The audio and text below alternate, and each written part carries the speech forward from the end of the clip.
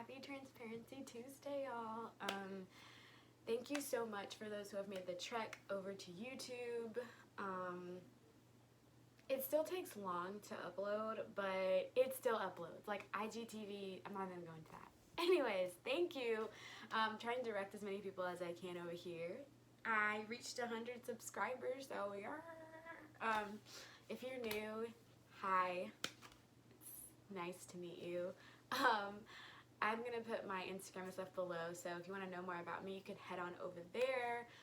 Transparency Tuesday is just where every Tuesday I come and talk transparently about issues that affect me and my life in hopes that it will inspire you. So, I guess I would call this part 2 of emotional healing.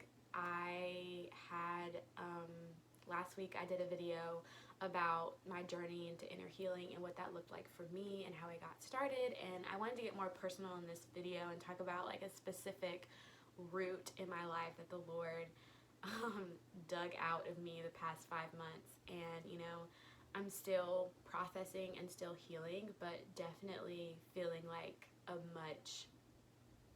much more healed than I was like 4 months ago.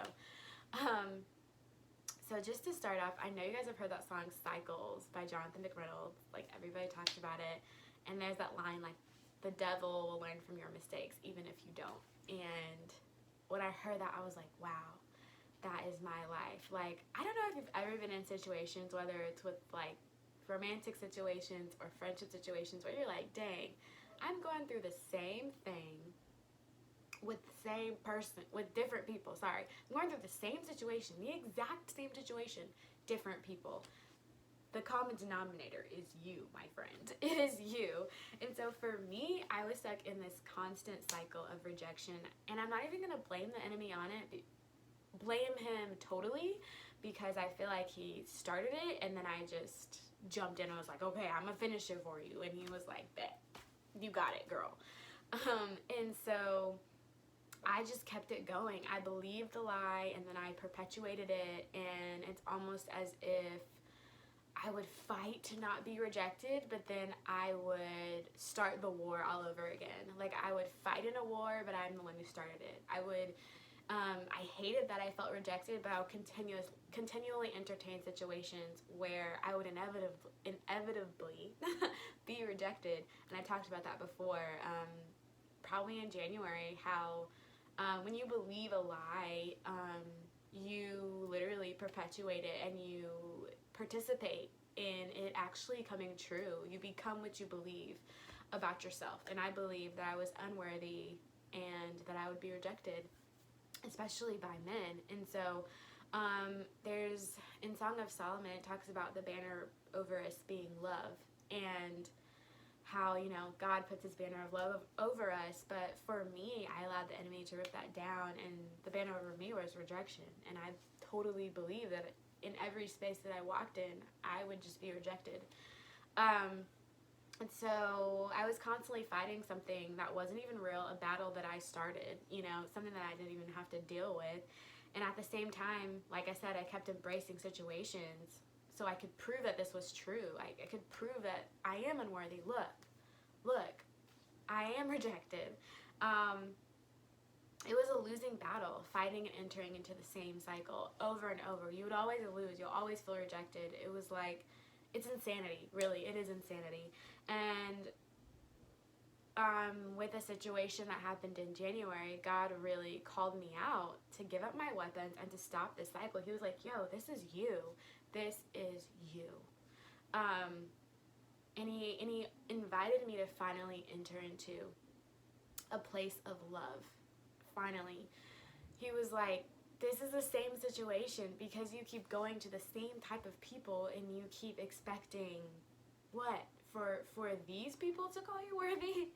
And actually no human being can ever deem us worthy, so it's a losing battle anyways.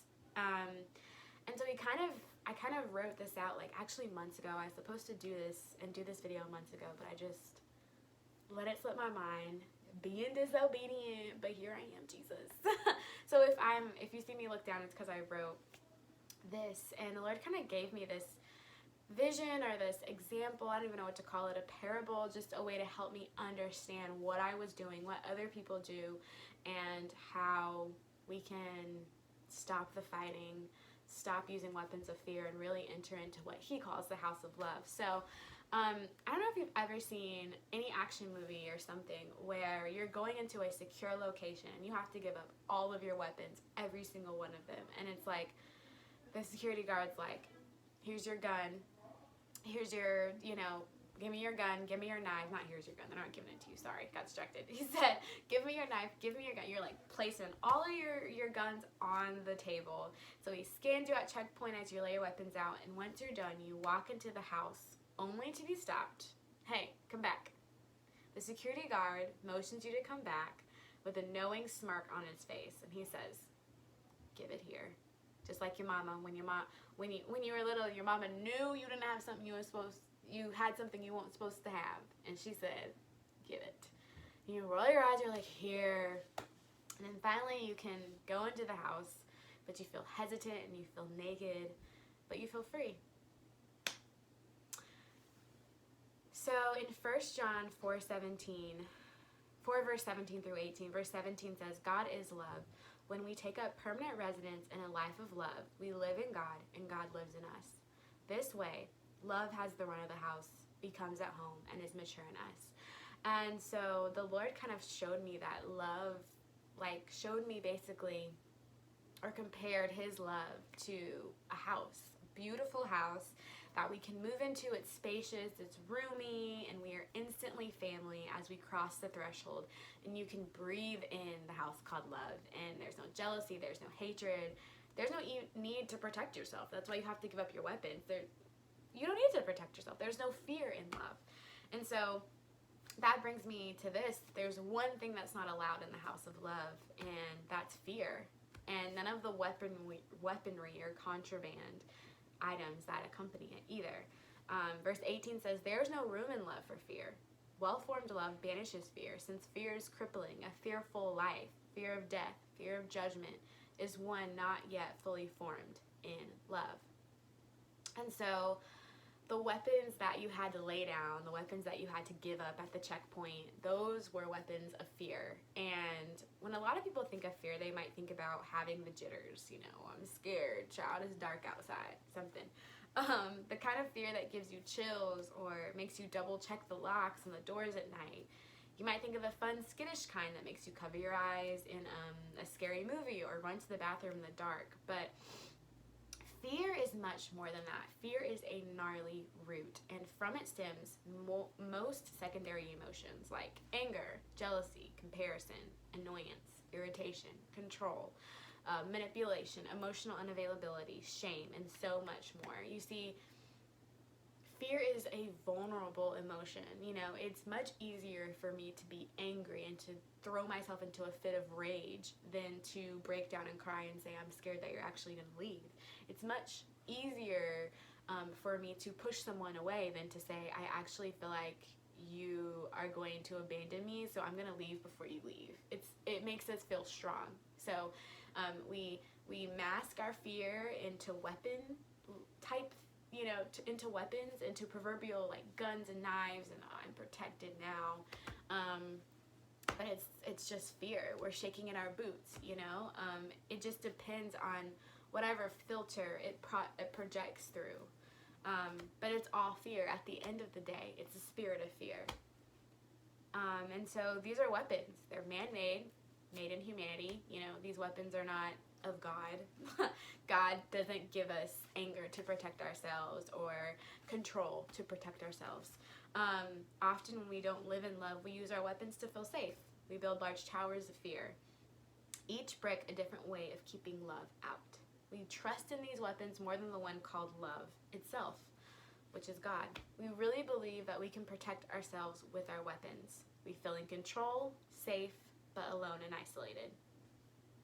These weapons have started massive wars, nation against nation, or home against home, or heart against heart. Nothing comes of this. These weapons have no balance. They are all or nothing. Using them sucks the life out of the one wielding it and the one that it's used against. No one wins. There's no balance. Like I said, there's no balance with these weapons. It's like you think you're creating a tower to keep everything bad out, but you actually keep all the good out too, because there's no like discernment with man-made strongholds. There's just not. So you end up alone. But the house of love offers healing, freedom, and safety. It's why people seek him out. Him, meaning Jesus. They come mangled, they come missing limbs from their own weapons of mass destruction, and they come because they want to be healed. We were never made to save ourselves or right our wrongs. We were never capable of fighting our own battles. I love when I said they come mangled, they come missing limbs from their own weapons of mass destruction. Like, we don't even know how powerful the spirit of anger or control or manipulation actually is. We think these things are protecting us, but we actually don't even know how to use them ourselves. You know, it's like operating a machine gun and you have no idea how to use it. You could end up shooting yourself in the foot. We don't know. We don't know how to use these weapons well. They're out of control. There's no way to tame them. They'll grow into something that will destroy our lives, that will eventually kill us. But yet we trust in its power more than Christ. So,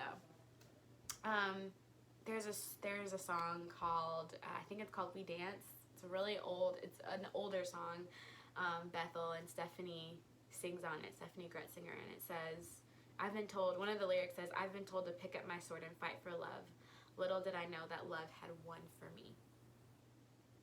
To take up permanent residence in his house, we have to let go of our weapons. We have to remind ourselves to settle in, unpack, and be free. Anytime a new situation comes up, a trigger, a moment that causes us to reach for our usual weapons, remind yourself that you have unpacked in the house of love and you are settled in. You are with a God who rights all wrongs all by himself. He doesn't need your help. He's got you. No need to build walls or wage wars. He is home and he is love. And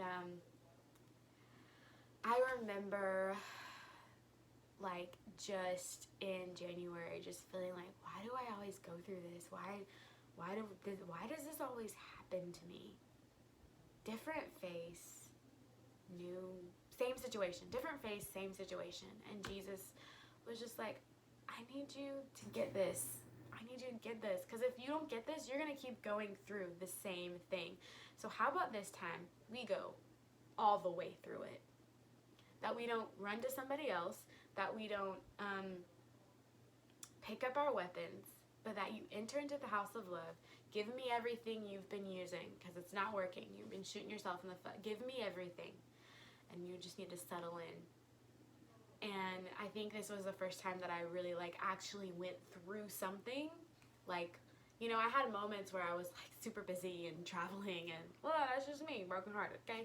But I think more than anything, I didn't run to anybody else. I was like, I'm here. I'm in the house of love, Jesus. Do what you need to do. And in February, the Lord just really, it was my birthday week, and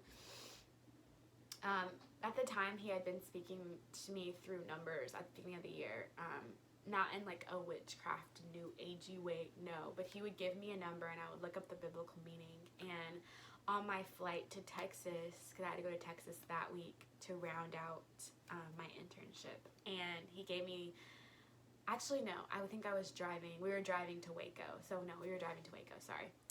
And he gave me 18, and 18 means just intrinsically good, just goodness, just good because. And that week, so many amazing things happened, and things that were, kind of on my little list of things to do.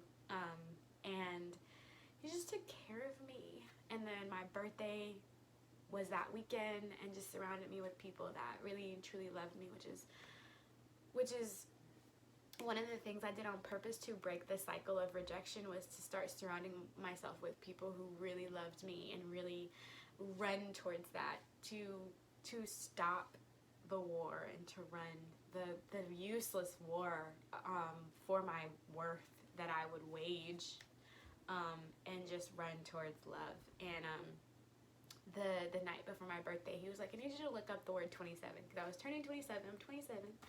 And that word means beloved. And I just was like, ah.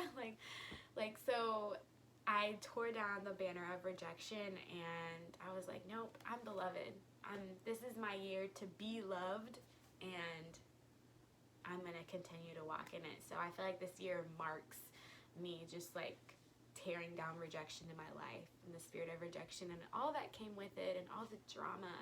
And some of you guys are stuck in cycles of drama to prove your worth and to prove that you need to be loved, but you're already loved. So you just need to walk away from that. You just need to drop your weapons and walk away, because there's peace. Like, there's so much peace and light. Like, 5 months later, I look back and I'm like, why did I ever... 2019, I waged war for love, and I was like, you're gonna love me, and you're gonna love me, and you... Okay, sorry, that was... I needed it. I'm sorry, God. But I just felt like this year God was like, nah, you ain't gotta fight for love, sis. And you don't have to fight for love. That was just such a revelation for me, and I made the decision that I would be fortified in love through a heartbreaking situation, and that it wasn't going to be another cycle.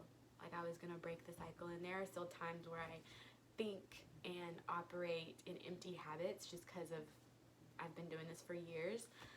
But I have realized what being the beloved actually looks like, and resting in that, and no longer entertaining the idea of the fact that I'm rejected, because I'm not. I'm loved and I'm worthy.